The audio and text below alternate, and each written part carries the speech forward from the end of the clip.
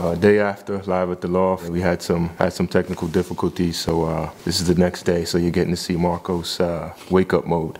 Some of the questions I'm going to ask, I just came up with last night. I remember you mentioning something about how there's a dark undertone to your music, but at the same time, you always wanted to feel joyful. Well, the conversation that we were having last night, what I was explaining is that the music I make, where it comes from, in my mind's eye, is like it's dark, you know, and just even harmonically, the music is mostly all in minor keys, which kind of feel dark, but at the same time, the function of the music is celebrating life and being joyful. So it's this dynamic tension between, you know, life and death, and the music kind of like comes from the tension in that space there.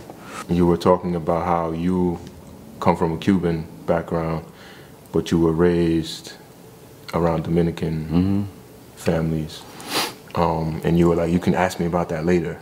So I was like, all right, I'm going to ask him about that later. My dad was a record producer. He had most of his artists in the 80s, late 70s and 80s were all from Dominican Republic, and the majority of them played merengue, so I grew up, you know, always listening to merengue. When I started producing music as Chico Mann, the idea was to recontextualize Afrobeat and freestyle and kind of reimagine this sound, you know, from a different context. And I realized after exploring this like electro-Afrobeat and what I call, you know, Afro freestyle, that you could apply the same principles that I do in those styles of music to merengue.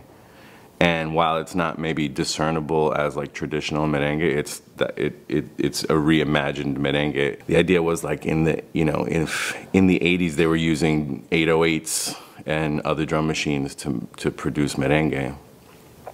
This might be what it sounded like, but it's all just a big what if, you know.